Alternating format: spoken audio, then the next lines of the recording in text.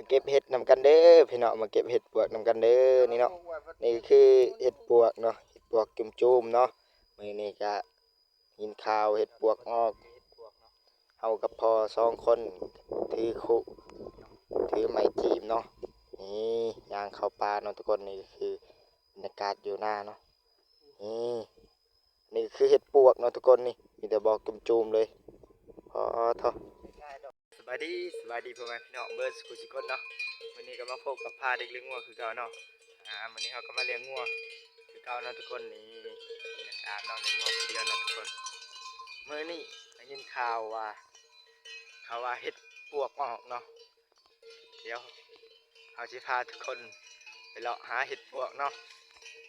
นี่เลี้ยงงัว let's go ไปเบิ่งกันเลย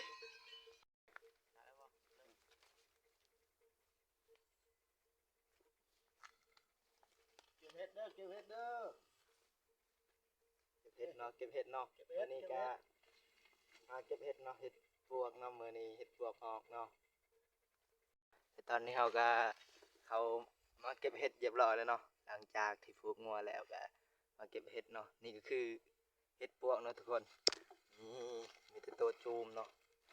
นี่คือตัวจูมเนาะทุกคนนี่ทั่วบริเวณนี่ก็แมนบนเนาะทุกคนนี่อ๋อโธ่มีแต่ตัวจูมตอนนี้ก็หาก็ได้เก็บยังบ่ฮอดเครื่องขุเนาะเดี๋ยวสิพาไปเบิ่งเนาะนี่ก็สิแมนเห็ดละโงงเลี้ยงเนาะ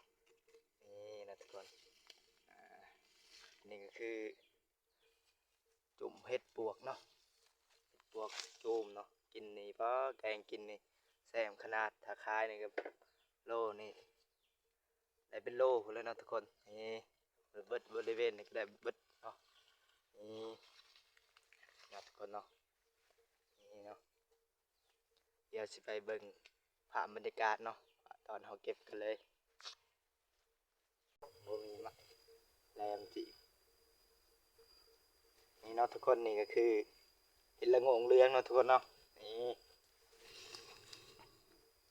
ก็คือเห็ดละโงงเรืองเนาะในทางด้านนี้ก็จะแมนเห็ดปวกเนาะเดี๋ยวสิไปมีแต่ดอกจุ่มๆเนาะทุกคนนี่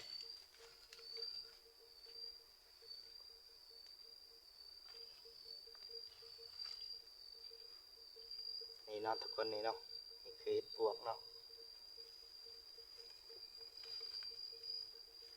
แบบกายหินๆเนาะ รถก็มาเฮ็ดแก้ว ทำไมเอาเป็นมาเนี่ยปะมาจอบนั่นนี่แหละเนาะ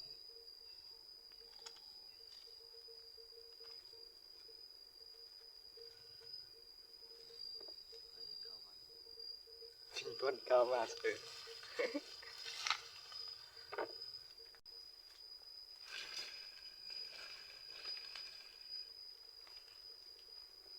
เฮ็ดเอาไงเป็น นี่เนาะทุกคนนี่คือเห็ดปวกเนาะนี่นี่เนาะ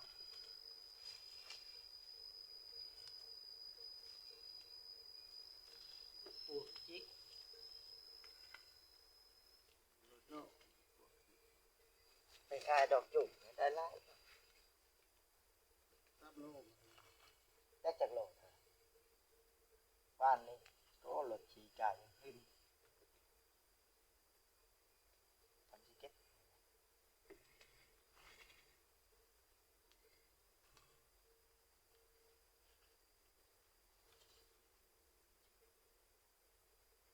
เป็นนาทีพอแล้วให้เอาผ่า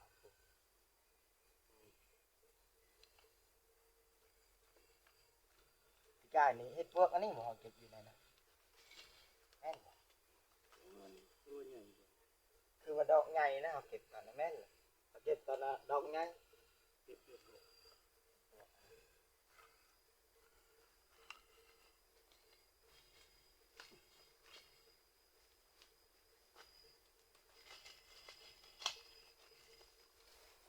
คนนี่ก็คือพวกเนาะที่ชีวิตเด็กบ้านนอกสิแล้วเนาะ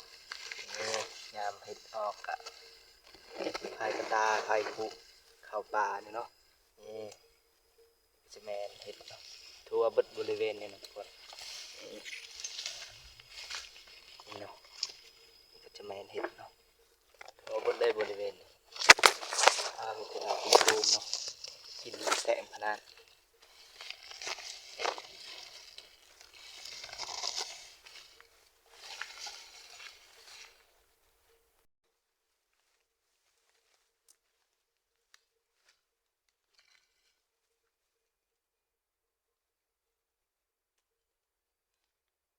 มันจะปีนาบ่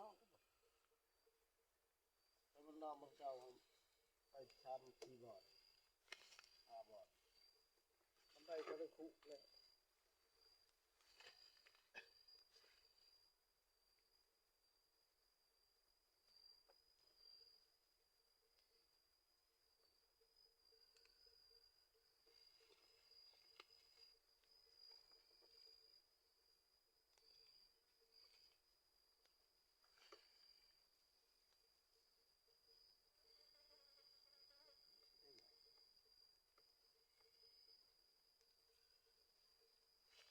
ปะเงามันหน่อยเห็นเสือมันยังมี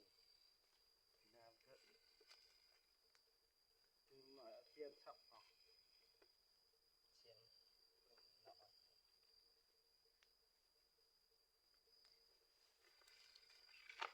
นี่เนาะนี่คือเห็ดเนาะ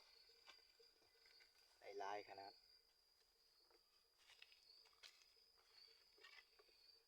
เกือบครึ่งคุ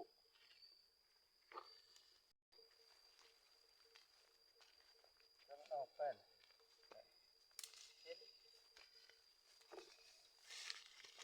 ออกหกเฮ้ยลายอยู่ตาม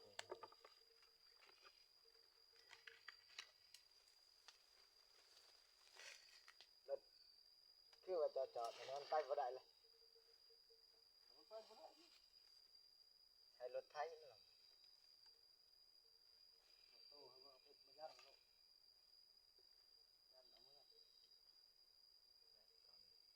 ตอนเพลนบ่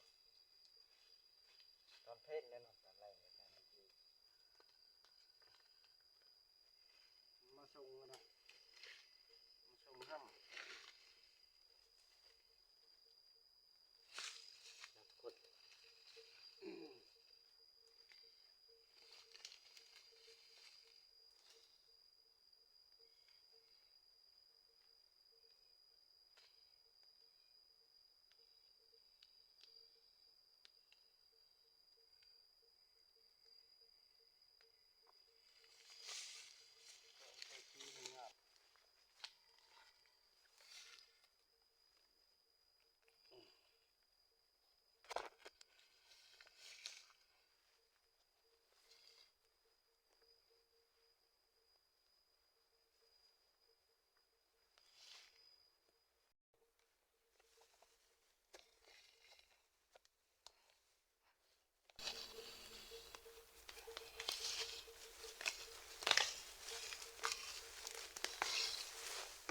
แต่ว่ามื่ออื่นผัดมันเบิดเนาะ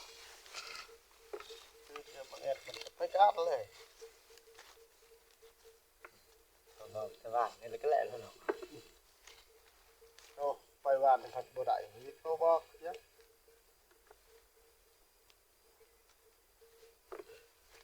ได้คือมื้อนี้เขาบอกมันดูขี่รถมารถแต่เช้าบ่ายก็เมื่อ เดี๋ยวนะ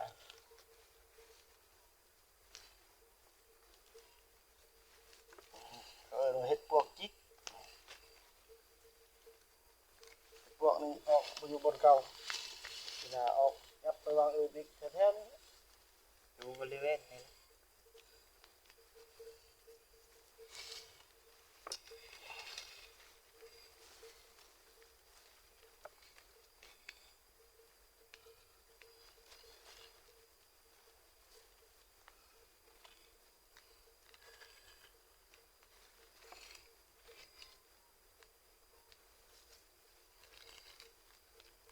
คือกระตาบอกเลยคือคุกบอกเลย ไปประตู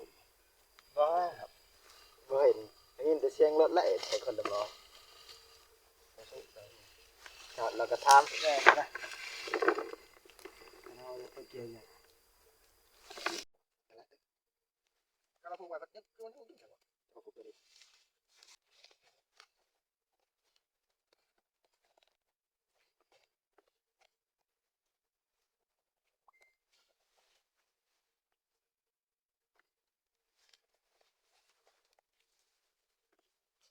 เอาอยู่ต้องไปมึงบ่ต้องไปเนาะบ่ต้องมีของว่าเรียนนะยังบ่ได้บอกหลับเลยเรียนบอกมันจะอ่านได้นะยังบ่เรียนบ่บ่เป็นเนาะเนาะเนาะอยู่เด้ดับไงเต็มนี่ตอนนี้เราก็เก็บเห็ดได้แล้วเนาะทุกคนเก็บแล้วเนาะตอนนี้เราก็ได้ครึ่งคุเนาะทุกคนบ่เต็มคุเนาะเดี๋ยวเราสิพาทุกคนไปเลาะหาเก็บเห็ดแถวอื่นนี่เนาะว่ามันสิออกหรือบ่ทั่วบริเวณนี้เนาะเพราะว่าตอนนี้ก็เป็นยามเห็ดเนาะทุกคนรถนี่ใกล้เป็นแถวเนาะนี่บอนบริเวณเราเก็บเนาะนี่เนาะทุกคนนี่ก็คือบอนบริเวณเราเก็บเนาะทางหลังนี่ซึ่งว่าเราเก็บเบิดเรียบร้อยแล้วเนาะนี่เนาะทุกคนเดี๋ยวเราสิพาทุกคนไปเก็บบอนอื่นนี่เนาะว่ามันสิออกหรือบ่เนาะสิพาทุกคนไปเลาะ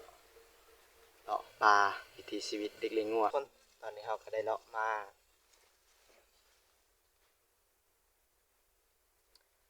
เนาะทุกคนตอนนี้เราก็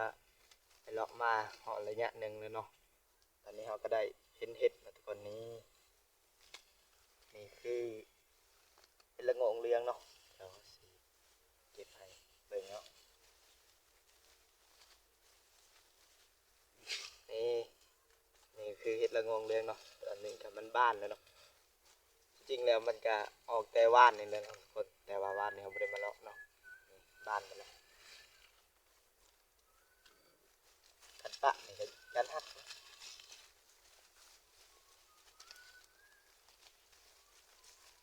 หอม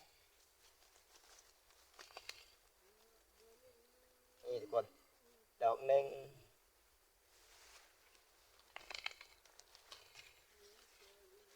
นี่ก็ดอกหนึ่งอันนี้เปื่อยเลยทุกคนเปื่อยเลยลายมันเปื่อยแล้วมันโดนนี่ก็ดอกหนึ่ง